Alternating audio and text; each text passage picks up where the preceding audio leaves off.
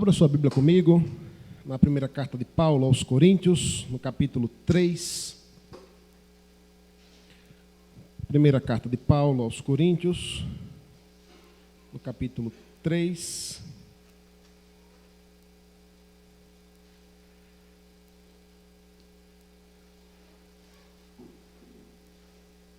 A partir do verso 1.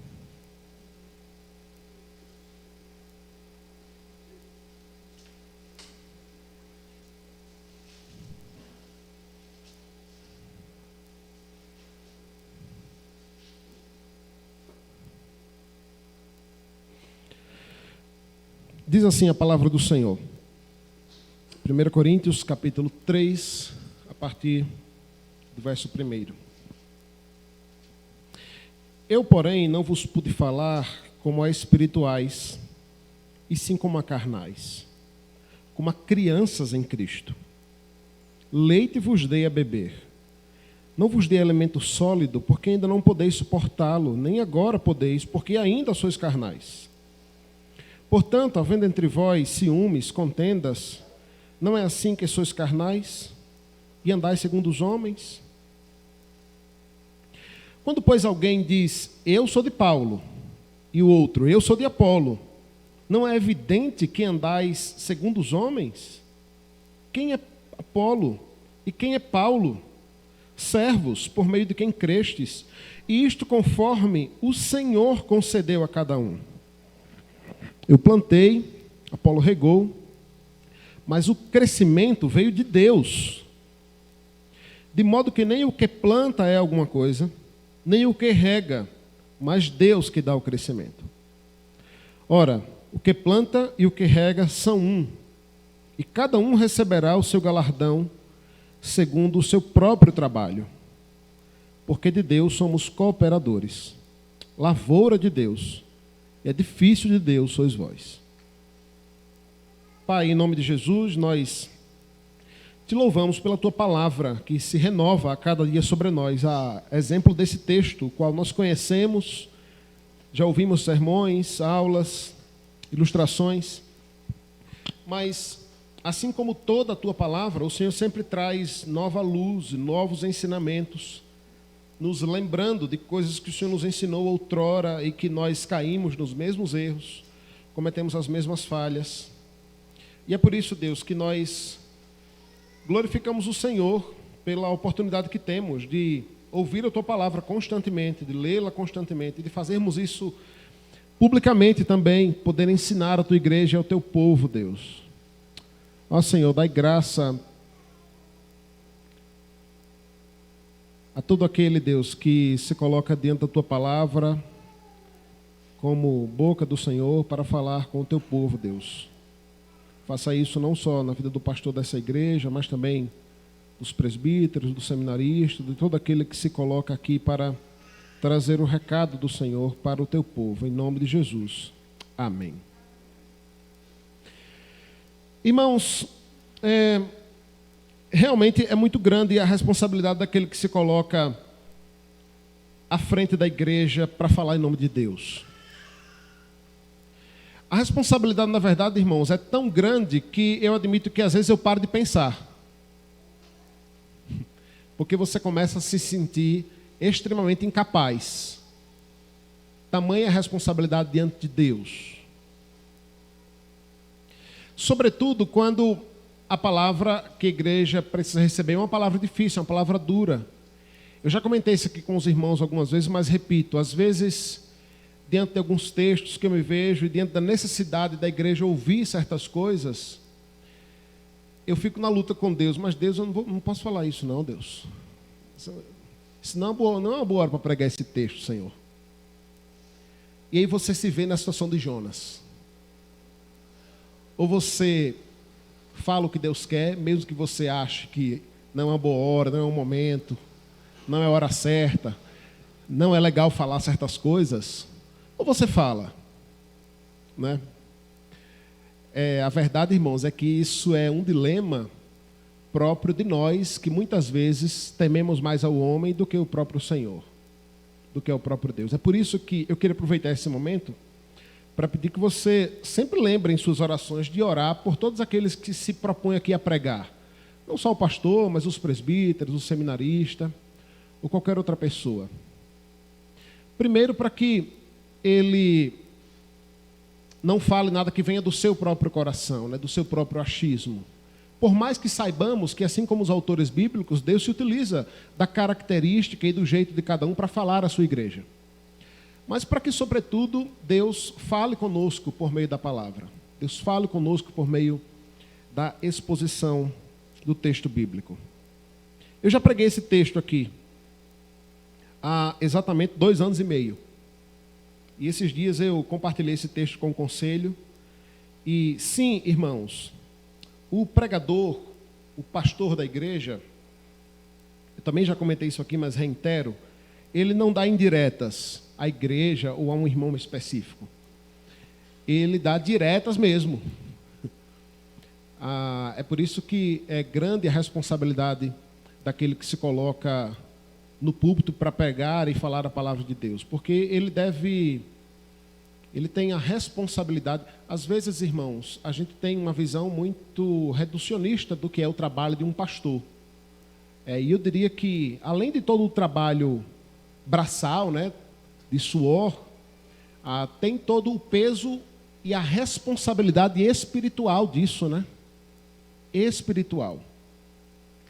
De o pastor realmente olhar para as necessidades da igreja, olhar para as debilidades da igreja, abrir a palavra e tratar isso de modo pastoral, com muito amor, com muito zelo.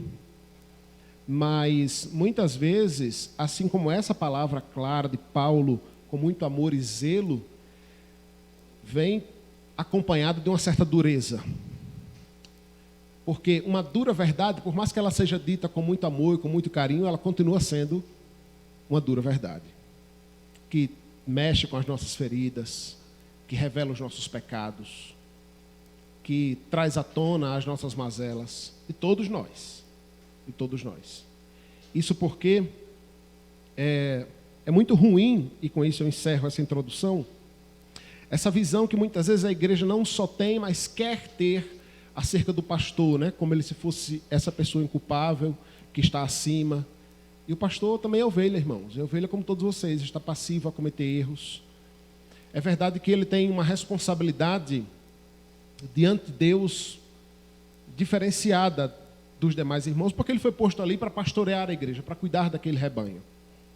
Mas todos nós somos passivos de errarmos e de sermos corrigidos pelo próprio Deus, pelo próprio Senhor.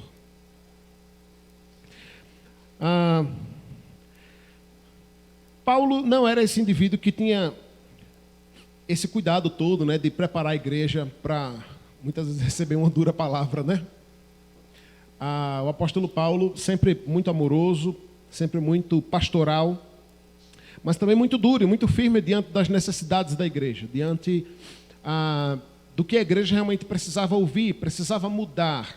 Assim como um pai, que muitas vezes, diferente do amigo, chega para ele e mostra o caminho errado que ele tem trilhado, mostra as péssimas escolhas que ele tem feito, que muitas vezes os mais próximos, né, os que se dizem amigos, não têm coragem de fazê-lo. Provérbios diz, né, que é muito melhor as feridas feitas por um amigo do que o afago ou o beijo dado por um inimigo, né?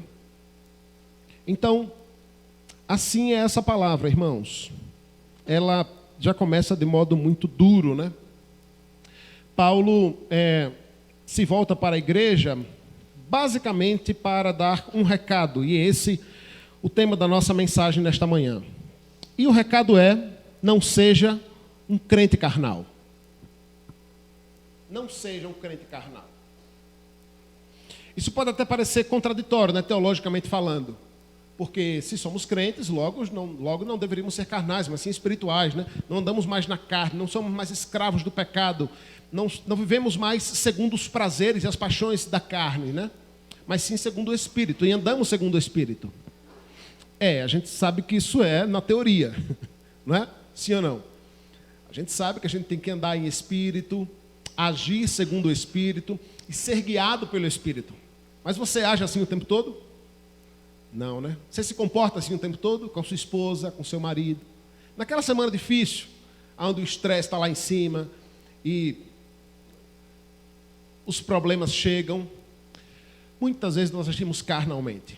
Agimos com base no velho homem, né? Agimos com base na característica de alguém que não necessariamente nasceu de novo, que não era para estar agindo assim. É sobre isso que Paulo está tratando aqui, tratando especificamente da falta de espiritualidade da igreja. A falta de espiritualidade da igreja.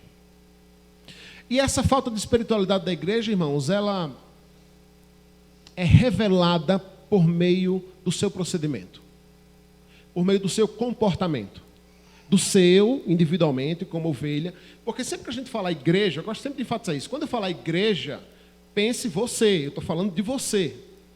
Também estou falando de você unido a todos os outros. Mas não olhe apenas de modo genérico assim, sabe? Porque a igreja somos nós, né? Nós somos a igreja de Cristo. Não você também individualmente, né? Eu lembro do reverendo Augusto dizendo isso esses dias, né? Falando para os desigrejados, né? Ou aqueles que entendem que podem ser igreja estando em casa, né? Sem estar aqui. E ele lembra, olha, você é igreja, mas você só é igreja quando está unido ao rebanho, né? Unido ao corpo, né? Comparando o que nós somos espiritualmente a este lugar, você é só um tijolinho dentro de muitos outros que, juntando todos, formam essa igreja. E Paulo, então, se volta para essa igreja que se reunia ali na cidade de Corinto, para tratar de alguns problemas que estava deixando nítida essa falta de espiritualidade dos irmãos. E isso estava se dando basicamente por um problema que revelava vários outros. O problema era dissensão, era divisão, era intriga. Agora, irmãos, um pecado, ele sempre tem outros por trás dele. Sempre existem outros vários pecados que levam-nos a cometer um pecado que muitas vezes é revelado. Mas muitas vezes, mentalize, o pecado que é revelado, que aparece, que todos veem, é apenas a ponta do iceberg de vários outros que estamos cometendo. De vários outros erros. Perceba que o título aqui, aí na sua Bíblia, talvez esteja assim: as dissensões demonstram a falta de espiritualidade. A dissensão aqui parece ser o problema maior, né? Ou o problema chave, ou o foco do problema, o que estava gerando essa falta de espiritualidade. Mas nós iremos perceber aqui ao longo do texto que existem vários outros erros, vários outros equívocos sendo cometidos pela igreja aqui. E o que é que estava acontecendo? Paulo começa então tratando esse problema, dizendo que queria tratar de coisas mais profundas, espiritualmente falando, com a igreja. Paulo estava ansioso por tratar de temas teológicos e doutrinários mais maduros, mais concretos, mais consistentes. A gente costuma dizer, né, fazendo um contraponto aqui, né, se Paulo estava dando leite à igreja, ele queria dar uma feijoada para a igreja. Ele queria dar um mocotó, um sarapaté, um negócio, uma comida consistente, né? Mas ele teve que dar um leitinho ralo para a igreja. Eu lembro, eu tinha uns 8 ou 9 anos e minha mãe se arriscou a adotar uma pessoa. Acho que a Eliane lembra desse tempo, né, Eliane? Hoje, para adotar alguém, é uma burocracia gigantesca, né? Mas eu ainda alcancei a época em que, para adotar alguém, era só bater na porta da sua casa, você botava a criança para dentro, era ou não era, Eliane? Botava a criança para dentro e pronto, depois registrava no seu nome e ficava lá. Eu lembro que apareceu uma menina uma vez lá na minha casa, eu morava em Maceió, e minha mãe, se minha mãe estiver assistindo, deve lembrar disso. Neide era o nome dela, da moça. E aí a moça apareceu lá. A mãe acho que deixou lá, e disse, olha, eu não quero mais. E ela devia ter seus 6, 7 anos por aí. E eu lembro que a menina já estava, segundo a mãe, ela já estava há muito tempo com fome e tal, não sei o quê. E eu lembro que minha mãe fez um mingau lá para ela, de aveia, ou de Neston, mucilon, alguma coisa do tipo. E a menina comeu e passou mal. E eu sei que alguém depois acabou comentando, né, que talvez foi um negócio muito forte, muito consistente, para quem estava de estômago vazio, né, muito tempo sem comer. é mais ou menos essa a ilustração de Paulo aqui, né? Paulo queria dar algo mais consistente à igreja, um alimento espiritual mais consistente, mas ele não pôde fazer isso. Veja, é isso que ele diz nessa ilustração aqui, né? Eu não vos pude falar como a espirituais, mas sim como a carnais. Se você parar aqui, né? Até parece que ele está falando de um crente e de um descrente, né? Carnal e espiritual. Não, ele está falando de gente crente, ele está escrevendo para a igreja. É tanto que o complemento do verso 1 mostra isso, né? Como há crianças em Cristo. Não que crianças sejam carnais, né? Mas é que ele já está usando uma outra ilustração para mostrar que, olha, vocês estão agindo como a carnais, como a quem acabou de se converter agora e vive cometendo erros e atropelos, porque é um neófito, alguém que precisa ser acompanhado. Porque o discipulado, irmãos, quando alguém chega na igreja, é tão importante. Ser acompanhado por alguém, formalmente ou não. Por que é tão importante alguém quando se converte, ou quando começa a caminhar com Cristo, está aqui, enfurnado dentro da igreja? Porque ele está começando a caminhar agora, ele não tem experiência, ele precisa aprender, ele precisa se fortalecer espiritualmente. Então Paulo diz, olha, eu não vos pude falar como a espirituais, mas sim como a carnais, como a crianças em Cristo. E como criança, eu dei leite para vocês beberem. Leite vos dei, verso 2, a beber, e não dei alimento sólido, e vocês ainda não podem suportá-lo. Por quê? Porque ainda sois carnais. Só enfatizando aqui, né? A Bíblia é muito clara ao mostrar uma luta espiritual constante que existe em nós. Da carne contra o Espírito e do Espírito contra a carne.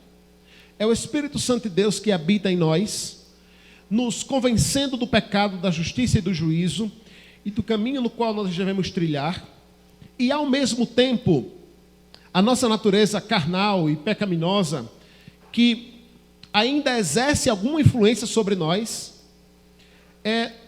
nos tentando e nos levando a fazer aquilo que não devemos, a pecarmos, a andarmos distantes do Senhor, a não agirmos com sabedoria, amor, domínio próprio, paciência, longanimidade, bondade, mas agir exatamente de modo contrário, né? Sermos egoístas, avarentos, jactanciosos, carnais. E essa luta é uma luta constante. E, ao que parece aqui, ao que Paulo está mostrando, a igreja de Corinto estava perdendo essa batalha. E estava dando mais lugar à carne, aos desejos carnais, às tendências carnais. É bom enfatizar uma outra coisa, porque sempre que a gente fala em desejos carnais, né? Eu acho que nós somos tendentes a pensar em pecados sexuais. E desejo carnal, o pecado sexual é apenas um deles, né? Quando você tem vontade de responder à altura, né, à afronta que você ouviu, isso é um desejo carnal. Quando você age de modo omisso no compromisso com a igreja do Senhor, com o amor ao próximo, isso é um desejo carnal. A carnalidade é manifestada na vida do crente, é tudo aquilo que é contrário à santidade, à separação, ao agir segundo o Espírito, conforme nos diz Gálatas, Paulo aos Gálatas, né? Então, veja, Paulo então continua, agora exemplificando mais ainda o que é que ele quer dizer com que problema ele está tratando aqui, né? Quando recebeu essa carta à igreja de Corinto, lendo o comecinho aqui, né, eles deviam estar curiosos. Do que é que ele está falando? O que é que ele está querendo dizer, né? Porque ele só começa a tratar disso no verso 3. E a primeira mensagem, então, irmãos, que esse verso 1 e 2 nos traz, é essa mensagem direta de não sermos um crente carnal, não sejamos crentes carnais e imaturos. A carnalidade, irmãos, aponta diretamente para a imaturidade espiritual. É por isso que maturidade espiritual não tem nada a ver com maturidade de vida. É possível que alguém seja velho e imaturo espiritualmente, e é possível que alguém seja novo e maduro espiritualmente falando. Porque a maturidade espiritual não tem a ver com a idade, mas tem a ver com a intensidade e constância com a qual buscamos ao Senhor, buscamos ao nosso Deus. É claro que pressupõe-se, né? Ou espera-se que aqueles que são mais experientes de vida e têm mais tempo também de caminhada com o Senhor, sejam também mais maduros espiritualmente. É por isso que a Bíblia é muito clara ao mostrar o respeito que nós devemos ter aos mais idosos. Devemos tê-los como pais na fé.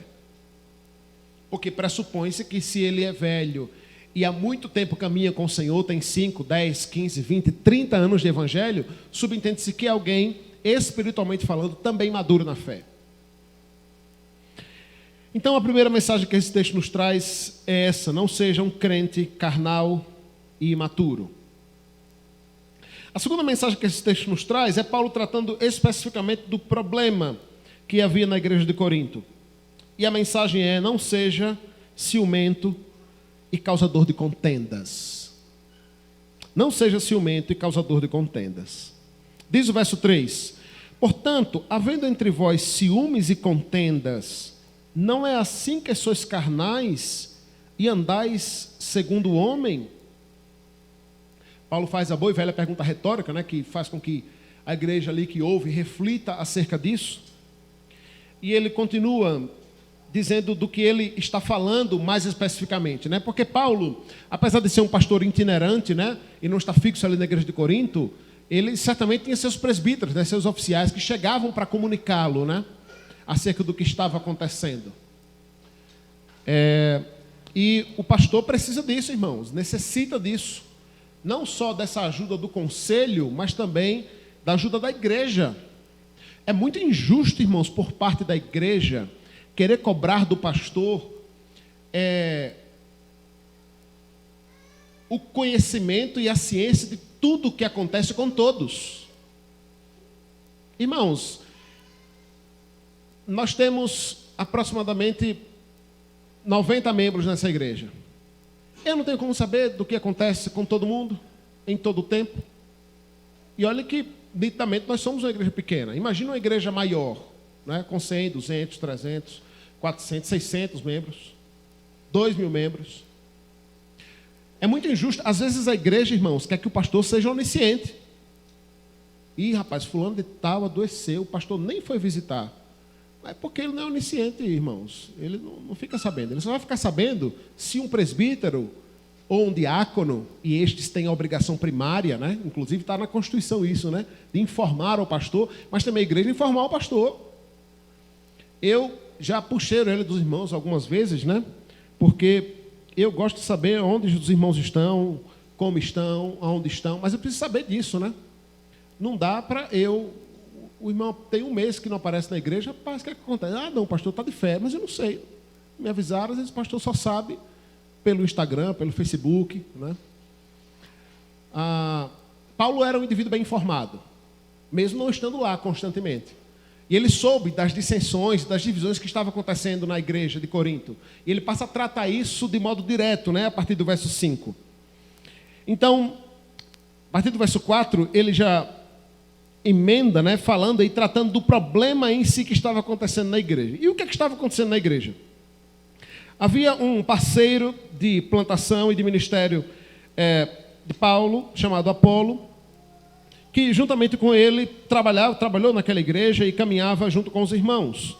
Então Paulo começa a tratar disso, né, dizendo: quando alguém diz, eu sou de Paulo, e o outro, eu sou de Apolo, não é assim que sois carnais e andais segundo os homens? Verso 5, quem é Paulo? Quem é Apolo? Ou quem é Paulo?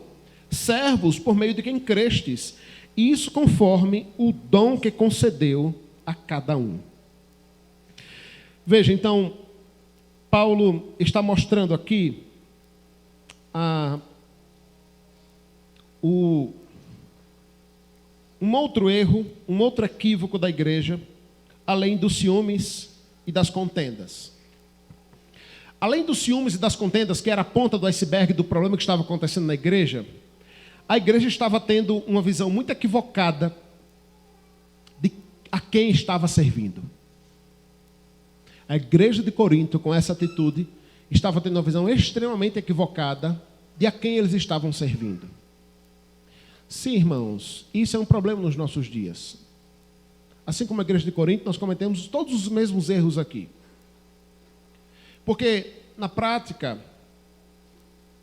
nós, muitas vezes, nos preocupamos em servir e agradar as pessoas, muito mais do que a Deus.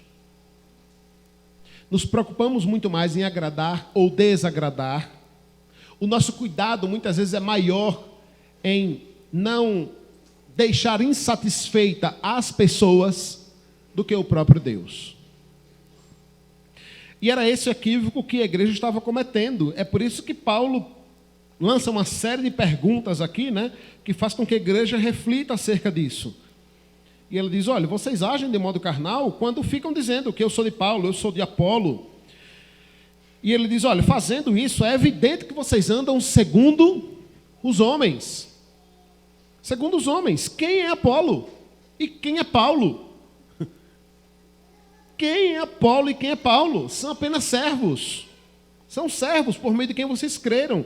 E isso conforme o dom que Deus concedeu a cada um. Aqui Paulo está falando, esse dom que Paulo está falando é o dom da fé, a fé salvífica, que foi Deus que deu a cada um, certo? É isso aqui, não é o dom necessariamente de Paulo e de Apolo, mas vocês creram e só creram porque Deus deu o dom a vocês. Ou seja, Paulo e Apolo não foi responsável nem mesmo para fazer com que vocês crescem. Ele foi apenas um instrumento para que a fé fosse acesa no coração de vocês pelo próprio Deus. Irmãos, e esse texto traz ensinamentos riquíssimos, né? E muitos deles. E isso mostra uma outra coisa, que não é essa a intenção de Paulo aqui, mas mostra a humildade de Paulo, né? Mostra a simplicidade de Paulo. Paulo aqui se coloca no lugar dele, que é o lugar de servo. Apenas servo e nada mais. Mas a igreja não estava reconhecendo isso. Sabe por quê, irmãos? Porque a gente tem a excelente habilidade de engrandecer as pessoas. Outro dia eu vi, muita gente critica o reverendo Hernandes Dias Lopes, né? E a crítica, muitas vezes, é por achar que ele está num patamar muito elevado, e é um homem, sabe, muito importante, é um super pregador, é aquele indivíduo intocável, inatingível, etc. E sabe por que isso acontece, irmãos? Porque nós colocamos eles lá. Outro dia, a Aline estava comentando comigo de um artista que veio ao Brasil e as pessoas ficaram impressionadas, parece que esse é bem o estilo dele, eu não sei qual é o nome, é um cantor, que ele simplesmente sai sem segurança e vai tomar cafezinho em qualquer lugar, vai na padaria, vai não sei onde. E veja, isso é um motivo de espanto para as pessoas.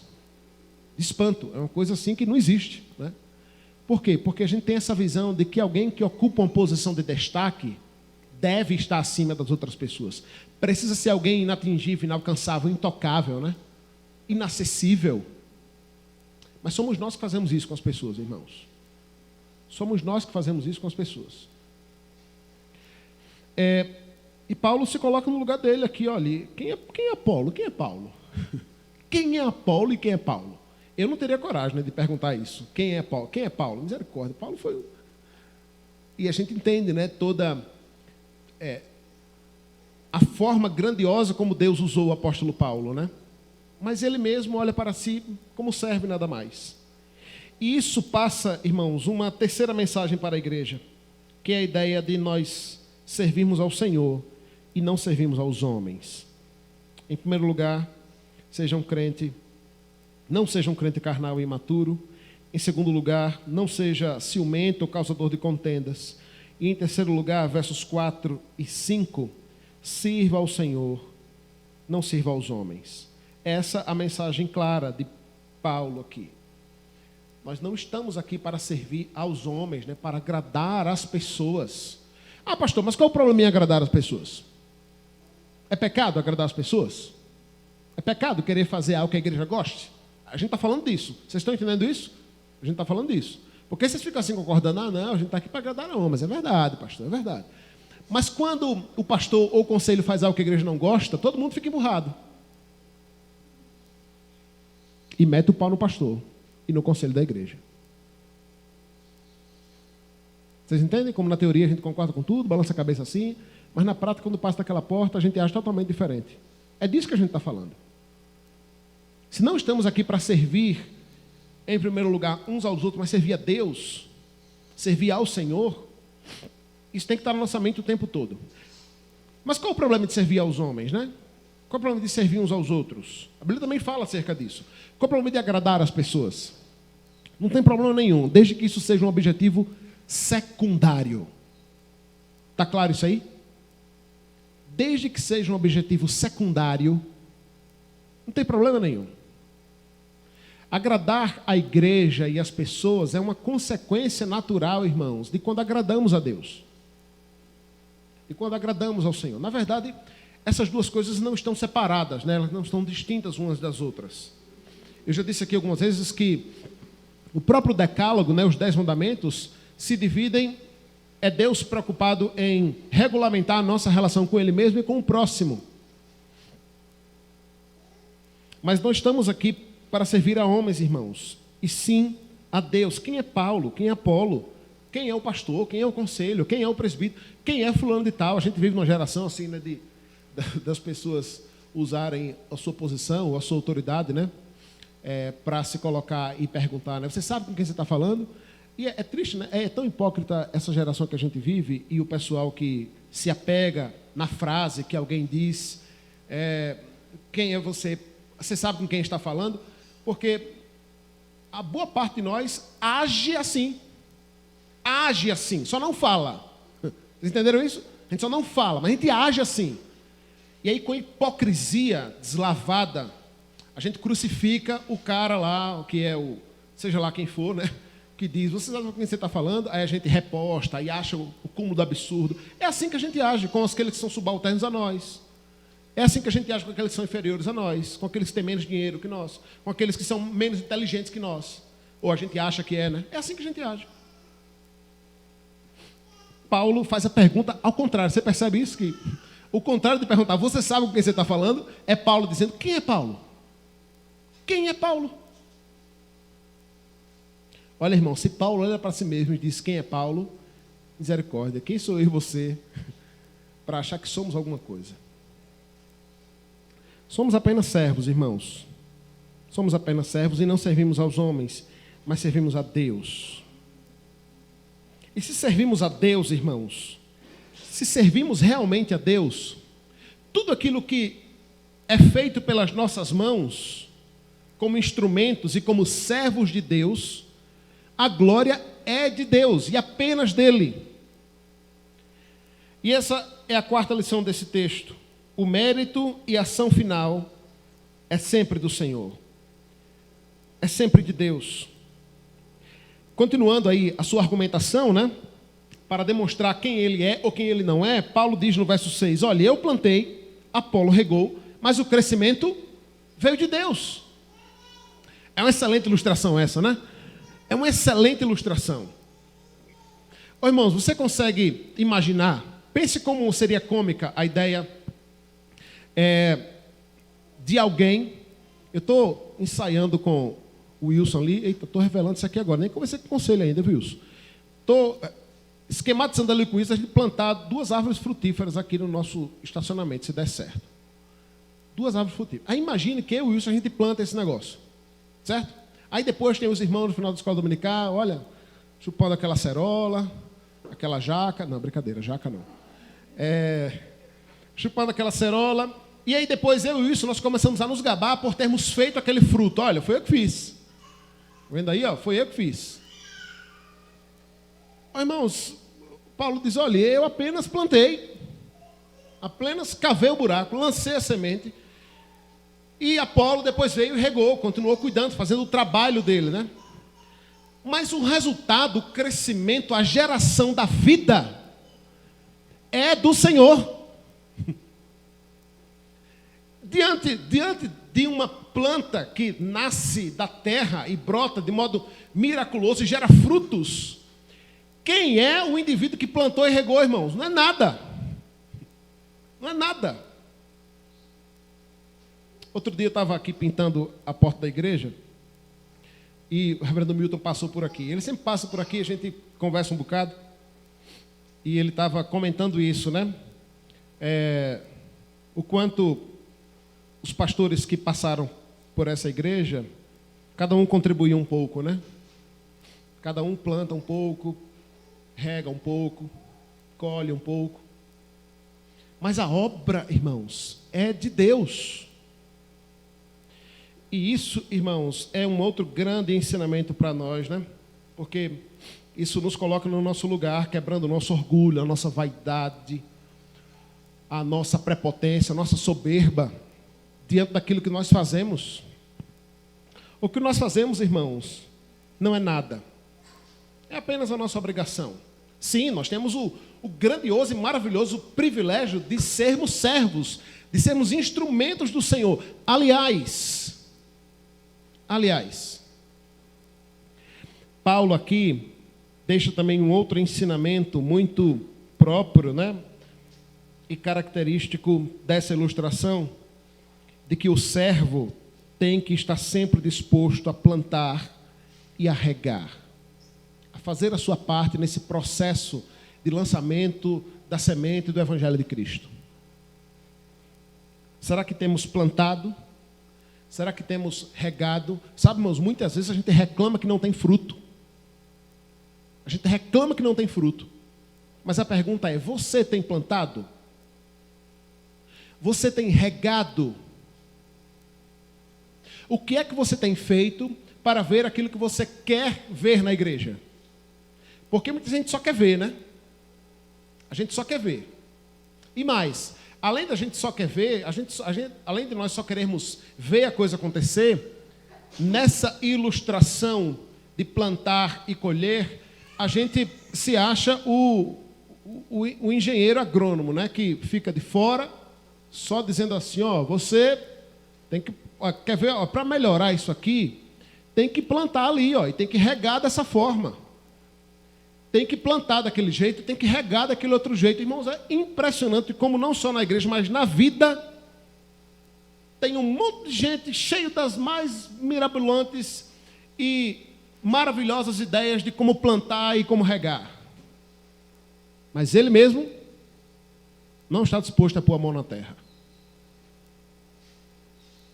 Sempre existe alguém para dar uma nova ideia maravilhosa de como fazer.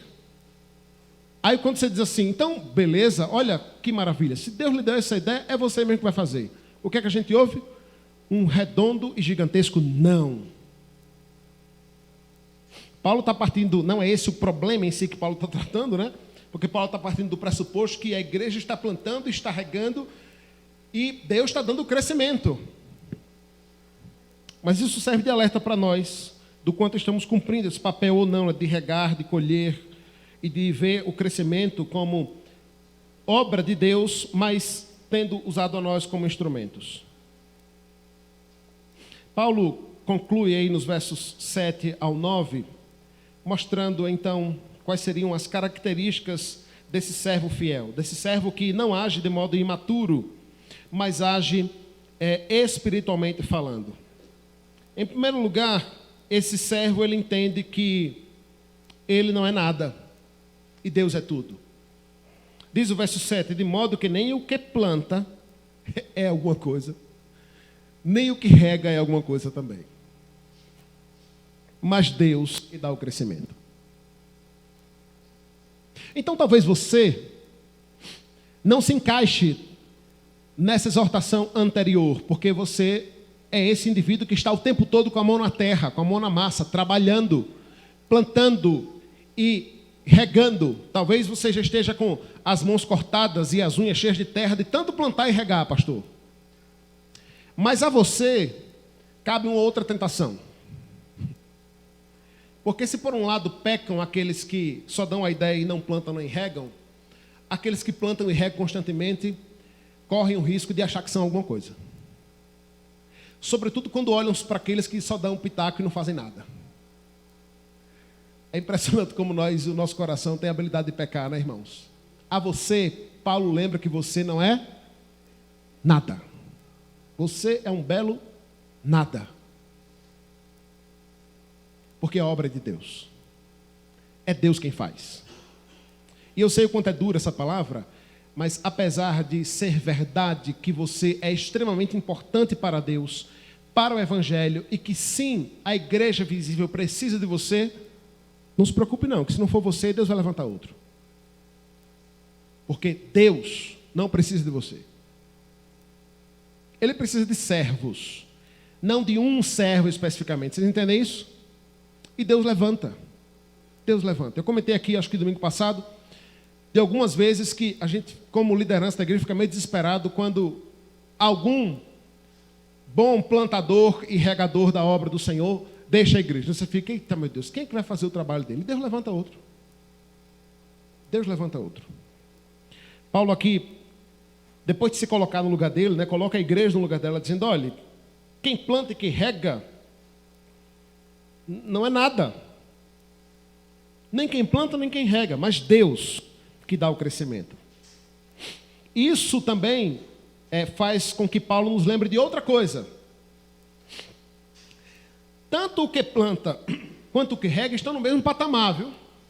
Deixa eu dizer uma coisa a você. Nós, enquanto homens, é que temos a triste mania de colocar hierarquia no serviço do Senhor. Eu digo isso sempre com essa ideia de que músicos são levitas, né? E eu costumo sempre lembrar que o levita no Antigo Testamento, Davi é o responsável, o rei Davi, né, é o responsável por introduzir a música no culto ao Senhor. Eu não sei se já comentei isso aqui, os irmãos sabem disso, mas até um certo período no Antigo Testamento, o culto esse que era prestado no tabernáculo não tinha música. Não tinha música, era apenas sacrifícios, oferendas, orações, a leitura da palavra, e Davi é o responsável por introduzir a música nisso. E os levitas, depois disso, né, passam a ser responsáveis também por tocar, por conduzir a música nisso. Mas antes disso, eles só cuidavam dos utensílios do templo. Um trabalho muito semelhante ao que, num salto histórico assim, é feito pelos diáconos hoje. Mas nós, irmãos, temos a mania de colocar hierarquia, né, o grau de importância, né, no serviço ao Senhor. Então, o pessoal que canta, rapaz, tem uma posição de destaque melhor do que o pessoal que fica na porta. Que, por sua vez, tem uma posição de destaque do que o pessoal que limpa o banheiro. Que, por sua, né, nós temos esse costume, né, de achar que existe graus de importância no serviço ao Senhor. A verdade, irmãos, é que servo é servo, não importa o que ele faça. Não importa o que ele faça. Se ele está plantando ou se ele está regando, não importa, todos são servos. Diz o verso 8, ora, o que planta e o que rega são um. São um. E cada um receberá o seu galardão segundo o seu próprio trabalho. Cada um servo receberá a recompensa de forma diferente, de acordo com o trabalho. Isso mostra a graça de Deus sobre nós, né, irmãos? Porque, mesmo eu dizendo aqui a você que você, servindo, não faz mais do que a sua obrigação, e de que você não deve se envaidecer por isso, porque você é apenas servo, Deus ainda providencia uma recompensa por aquilo que fazemos. Quem somos nós, irmãos, para sermos recompensados por Deus? O galardão que Cristo tem preparado para nós, citado também lá no Apocalipse, aparece aqui, citado pelo apóstolo Paulo no verso 8, dizendo que, como servos, tanto o que planta quanto o que rega, receberão galardão segundo o seu próprio serviço. Paulo conclui com uma bela palavra, dizendo que nós somos cooperadores de Deus, lavoura de Deus e edifício de Deus somos nós. Irmãos, que o Senhor nos ajude a sermos crentes espirituais, a entendermos que nós não servimos às pessoas, não servimos a homens, e se servimos a Cristo, dentro da igreja não pode haver divisões, partidos, preferências. Servimos a um único Deus, com o único propósito de glorificar o nome do Senhor. Que Ele mesmo derrame da sua graça sobre nós, nos abençoe e nos capacite a vivermos isso de fato e de verdade.